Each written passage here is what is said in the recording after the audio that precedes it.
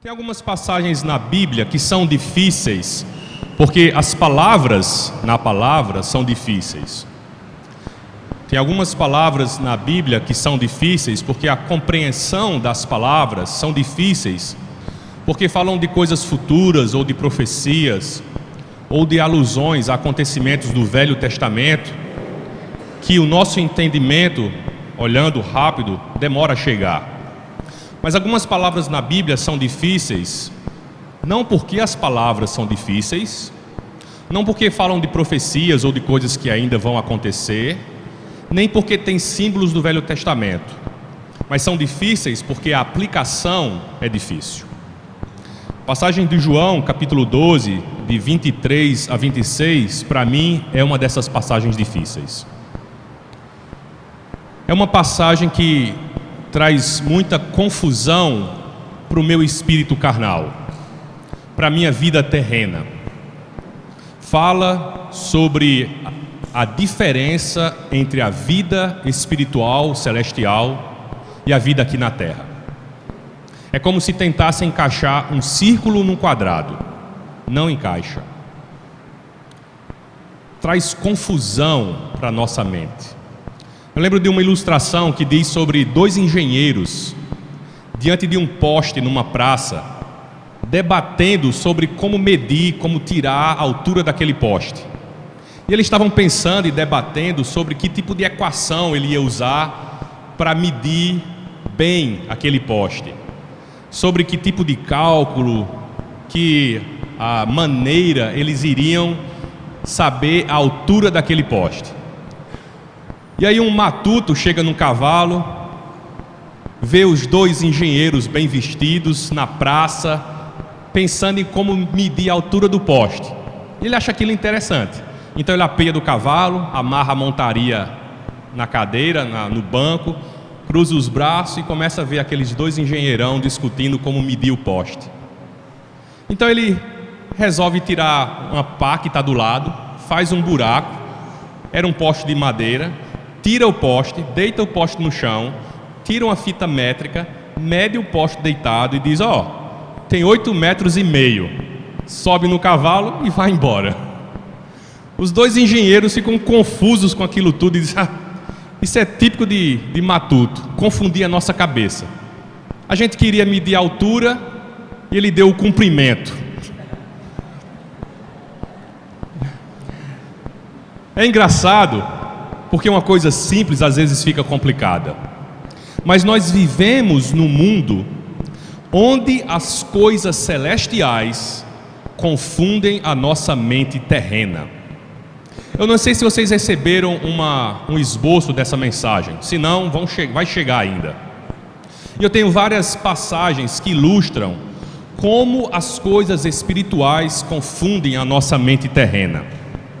2 Coríntios, capítulo 4, versículo 12, versículo 18 diz: assim fixamos os nossos olhos não naquilo que se vê, mas no que não se vê. Pois o que se vê é transitório, mas o que não se vê é eterno. Paulo estava falando para nós que quem é espiritual consegue enxergar coisas invisíveis. Para nossa mente carnal isso é confuso. Nós acreditamos e aceitamos por meio da fé. Somos chamados, desafiados a não pensar como este mundo pensa, mas enxergarmos as coisas invisíveis.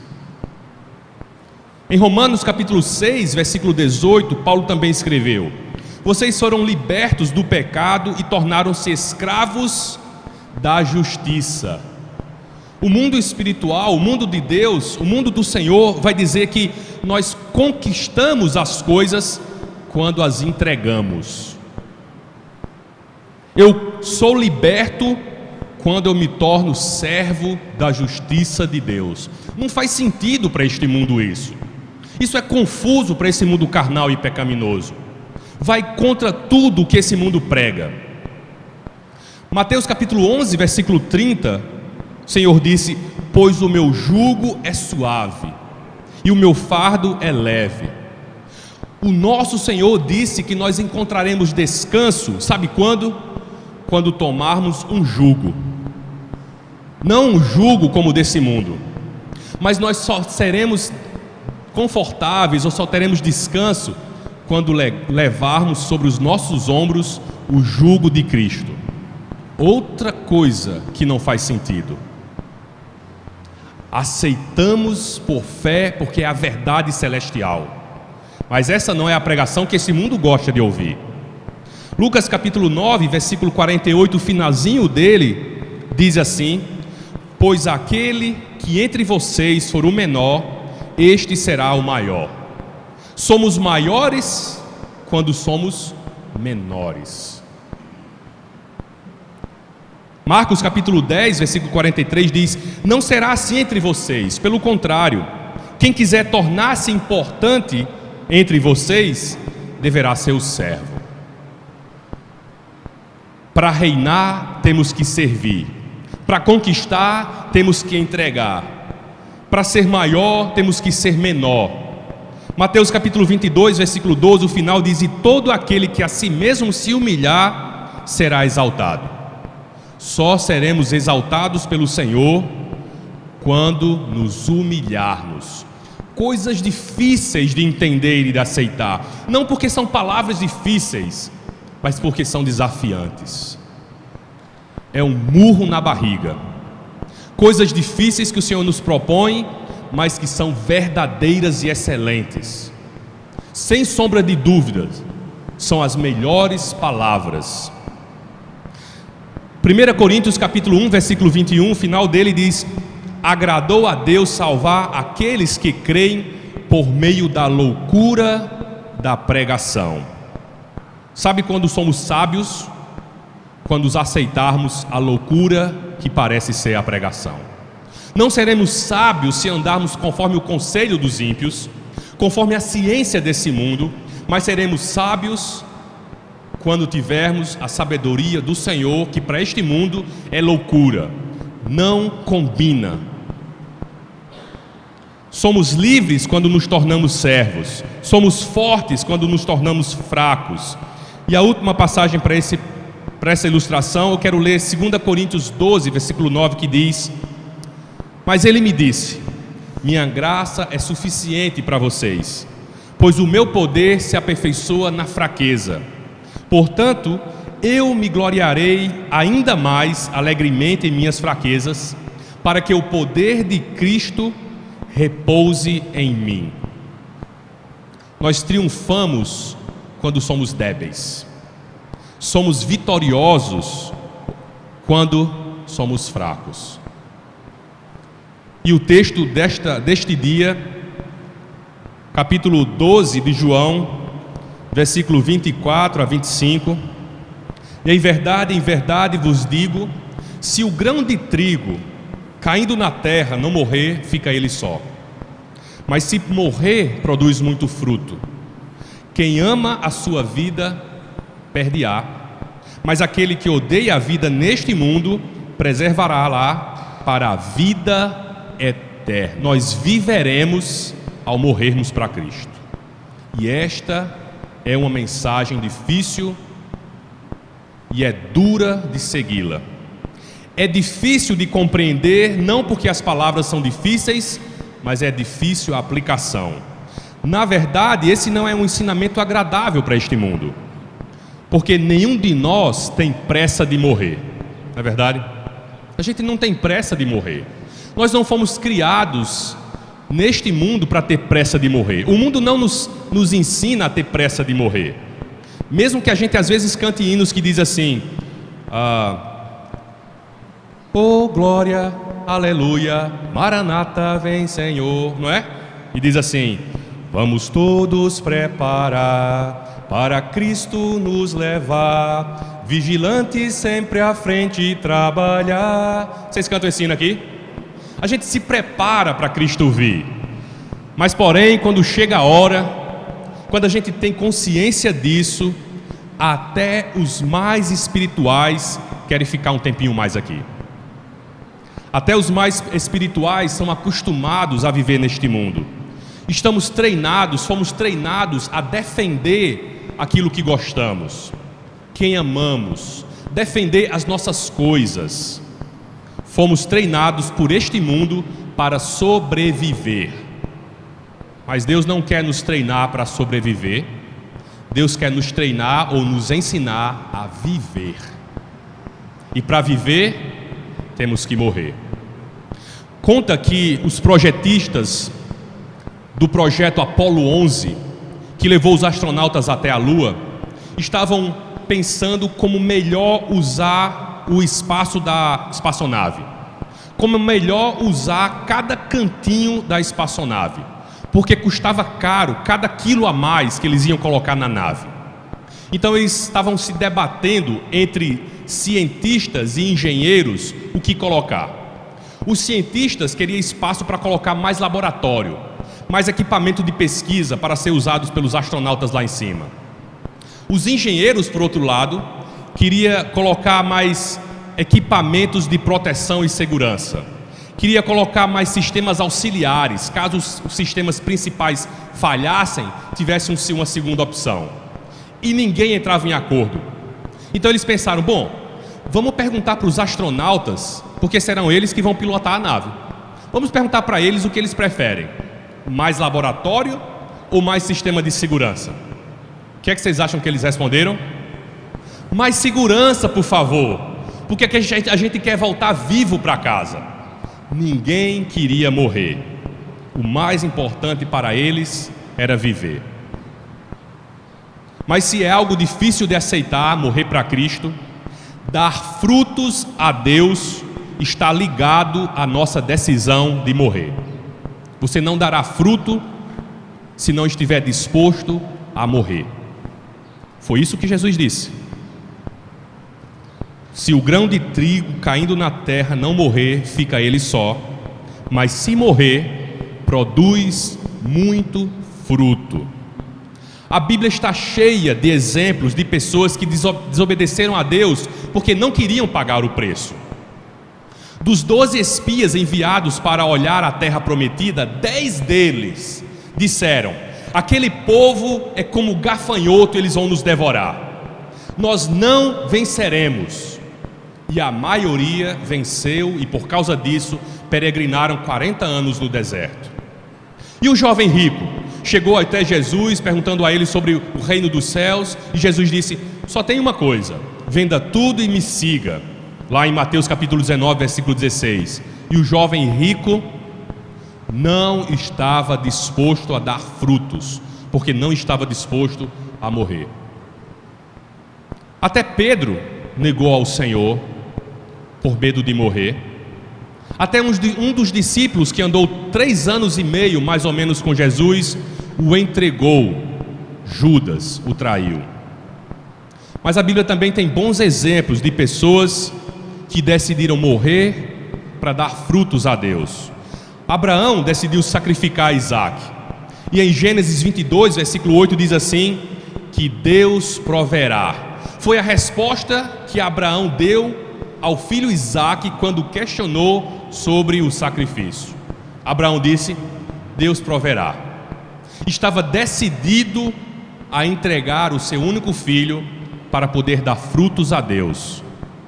Jó, capítulo 13, versículo 5 diz: ainda que ele me mate, continuarei lhe servindo. Josué, ele disse: decidam hoje quem querem servir.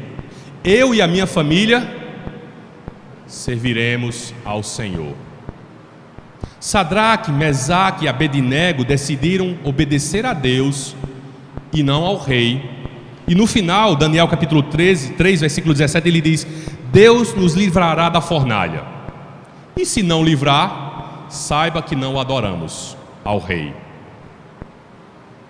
João Batista, capítulo 3, versículo 30, João Batista diz: convém que ele cresça e eu diminua. Dar frutos está ligado à nossa decisão de morrer. Você só dará frutos em abundância se decidir a cada dia morrer para si mesmo e viver para Cristo. Nos planos de Deus, a morte vem antes da ressurreição. Abra em Lucas capítulo 9, versículo 59. Lucas capítulo 9, versículo 59. A outro disse Jesus: segue-me. Ele, porém, respondeu: permita ir primeiro sepultar o meu pai. Mas Jesus insistiu: deixa os mortos sepultar os mortos, os próprios mortos. Tu, porém, vai e prega o reino de Deus. Tem algumas sementes na nossa vida que, caindo na terra e morrendo, dará frutos, mas se não morrer, fica ela só. A semente que eu vejo em Lucas capítulo 9, versículos 59 a 62 é a semente das prioridades. Nós temos algumas sementinhas que são de prioridades. Às vezes essas prioridades é a nossa família, o nosso trabalho, o nosso tempo, a nossa escola. E o Senhor está nos desafiando a deixar morrer esta semente, que não é a prioridade do reino de Deus, para que ela, morrendo, produzirá frutos. Este homem foi convidado pelo próprio Jesus, face a face, para segui-lo. E ele disse que a prioridade dele era voltar para casa e sepultar os mortos. Havia uma ideia dos judeus que um morto só seria sepultado depois de 2 anos. Após um judeu morrer, eles embalsamavam, cobriam com linho, colocavam ungüentos e colocavam na primeira câmara. Depois de 2 anos, a família chegava lá, fazia uma cerimônia, retirava os ossos, colocava numa urna funerária de calcário, escrevia o nome dele na urna, e só então aquela pessoa era considerada sepultada. Aquele homem estava dizendo: deixa eu ir para casa, deixa eu esperar 2 anos, depois de 2 anos eu sepulto meu pai, resolvo tudo que eu tenho de resolver, e só então eu vou te seguir, Jesus. Era uma desculpa esfarrapada. Talvez tenha em você ou em mim uma semente que não é a prioridade de Deus. Deus está nos convidando a deixar essa semente morrer, para que possa dar frutos para o reino dos céus. Porque as sementes e as prioridades deste mundo não competem mais a nós. Não nos convém nos preocuparmos. Outra semente que talvez precisamos deixar morrer é a semente das coisas materiais, das posses. Apocalipse capítulo 3, versículo 15, escrevendo a uma das cartas, João disse, Apocalipse capítulo 3, versículo 15: conheço as tuas obras, que nem és frio nem quente. Quem deras fosse frio ou quente. Assim, porque és morno e nem és frio, nem é quente nem frio, estou a ponto de vomitar-te da minha boca. Pois dizeis: estou rico e abastado e não preciso de coisa alguma, e nem sabes tu que és infeliz, sim, miserável, pobre, cego e nu. E esta carta foi à igreja de Laodiceia, que se achava muito rica, muito cheia de coisas, mas tesouros terrenos e não espirituais. Tesouros terrenos que logo a traça, a ferrugem e o ladrão iria consumir. Talvez tenha em nós uma semente das posses, do apego aos bens materiais. E para o Senhor, nós devemos fazer com que essa semente morra, para que produza muitos frutos. Porque não caindo na terra e não morrendo, ficará ela só. E nos planos de Deus, a morte vem antes da ressurreição. E a última semente, Filipenses capítulo 2, versículo 5, talvez tenhamos uma semente da atitude. Filipenses capítulo 2, versículo 5 diz: tende em vós o mesmo sentimento que houve também em Cristo Jesus, pois ele, subsistindo em forma de Deus, não julgou como usurpação ser igual a Deus, antes a si mesmo se esvaziou, assumindo a forma de servo. Talvez a nossa atitude seja de senhores, senhores das coisas, senhores do saber, senhores de nós mesmos. Se essa semente da atitude egoísta, caindo na terra, não morrer, fica ela só. Mas se morrer, dará frutos. Semente das prioridades, semente do apego às coisas deste mundo, semente da atitude egoísta, se elas não morrerem, não produzirá frutos. E para Deus, a morte vem antes da ressurreição. Aquilo que se apresenta ser morte para nós é quase sempre o que dá vida. Nós não devemos temer a morte ou o desapego, porque é promessa do Senhor que teremos vida no que parece ser morte. A nossa vida não é mais deste mundo carnal e terreno, mas somos cidadãos dos céus. E para este mundo, eles estão sendo bombardeados, pregados com coisas que se fixam aqui, enquanto o Senhor nos chama a pregar sobre coisas que nos fixam lá no alto, nas coisas dos céus. Porque vemos coisas invisíveis, conquistamos quando entregamos, encontramos descanso debaixo do jugo de Cristo, reinamos ao servir, somos maiores quando somos menores, exaltados quando humilhados, sábios quando somos loucos, somos livres quando nos tornamos servos. Nós somos fracos para sermos fortes. Nós triunfamos quando somos débeis. Somos vitoriosos quando nos gloriamos na fraqueza. E nós vivemos quando morremos para Cristo. Certa família tinha 2 filhos, um menino e uma menina. A menina mais nova estava muito doente e precisava receber uma transfusão de sangue especial, de plaquetas, de alguém compatível com ela. Procuraram entre os parentes e só encontraram o irmão mais velho dela, que era uma criança de 11 anos.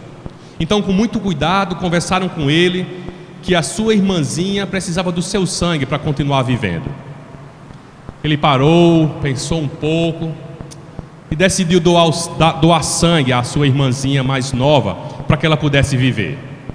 Então colocaram os equipamentos, a seringa, começou a bolsa de sangue encher, naquele equipamento que vai e volta, e ele começou a olhar para a bolsa de sangue enchendo, olhou para a enfermeira do lado dele, então perguntou: é agora que eu vou morrer? Porque não tinha explicado para ele que era só um pouco do sangue e não todo, mas mesmo assim ele estava disposto a morrer. Você está disposto a morrer para só então viver? Porque na Bíblia a morte vem antes da ressurreição. Louvado seja Deus.